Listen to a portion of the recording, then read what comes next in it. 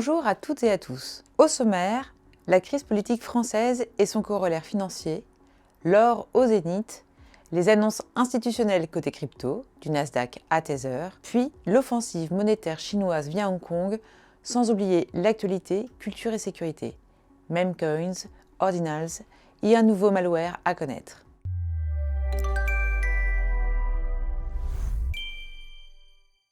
La semaine s'ouvre sur les répliques de la crise institutionnelle. François Bayrou a été renversé par un vote de défiance le 8 septembre. L'Élysée a nommé Sébastien Lecornu pour lui succéder. Selon Reuters, l'Assemblée a voté la censure à une large majorité et d'après un communiqué de l'Élysée, la nomination de M. Lecornu est intervenue le 9 septembre en fin de journée. Cette bascule politique s'inscrit aussi dans un contexte dégradé par la dégradation de la note souveraine par Fitch qui complique le futur budget, comme le rapporte Reuters. Côté marché, la bourse de Paris a alterné sang-froid et à-coups. Les séances ont été travaillées mais sans panique généralisée, selon Reuters et TV5 Monde. En miroir, la demande d'actifs refuge a bondi.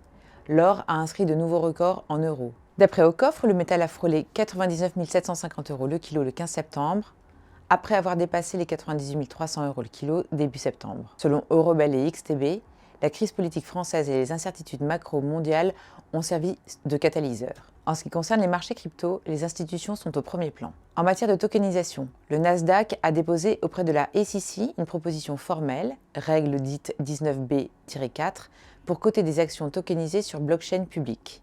Concrètement, il s'agit d'enregistrer la propriété d'actions traditionnelles sous forme de jetons, un habillage numérique qui vise règlement livraison, plus rapide et accès illimité 24 heures sur 24, 7 jours sur 7. Selon le dépôt officiel du Nasdaq et d'après l'analyse de Greenberg Traurig, c'est une étape symbolique vers l'interopérabilité entre marchés régulés et infrastructures blockchain. Quant aux stablecoins, Tether a annoncé USAT, un dollar numérique régulé aux États-Unis, positionné comme compatible avec la nouvelle loi américaine sur les stablecoins. D'après Coin Academy, le dispositif s'appuie sur des partenaires réglementés en matière de garde et d'émission et vise un surcroît de transparence. En toile de fond, le Genius Act, le premier cadre fédéral américain sur les stablecoins, a été adopté mi-juillet.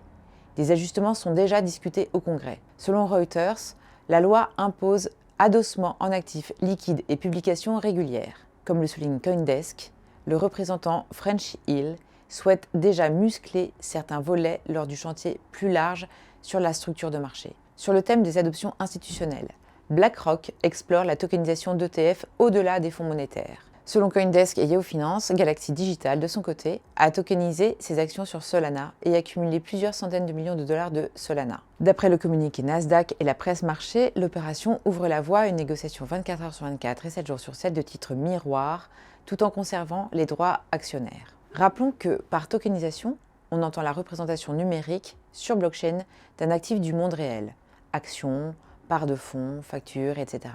Les stablecoins, quant à eux, sont des jetons conçus pour reproduire la valeur d'une devise, comme le dollar ou l'euro, avec un panier de réserve censé garantir la parité. En Chine, la contre-offensive des stablecoins adossés au yuan fait grand bruit.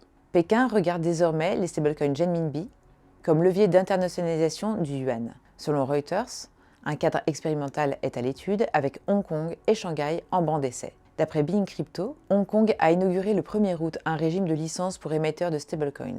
HKMA en a détaillé le calendrier réglementaire.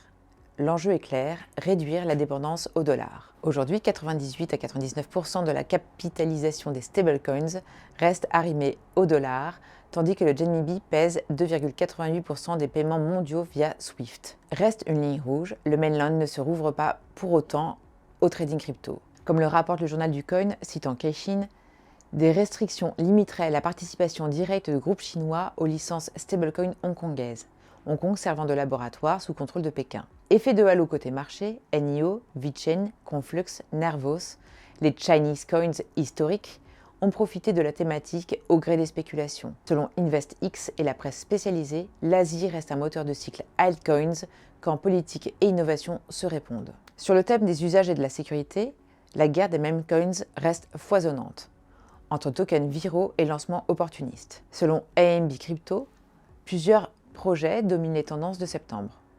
Prudence, ces actifs reposent surtout sur narratifs et liquidités, pas sur des flux économiques. En matière de cybersécurité, un malware ultra furtif, mode stealer, cible les wallets via des extensions de navigateur et des faux tests techniques pour développeurs. Il exfiltre les clés privées et les phrases de récupération et a échappé aux antivirus pendant plusieurs semaines. Selon le journal du Coin et Coindesk, il faut éviter d'installer des extensions douteuses, vérifier l'absence du fichier .csubdata.dat et segmenter ses avoirs sur des hard wallets. Voilà pour ce tour d'horizon de la semaine. En Europe, choc politique français mais marché d'action résilient.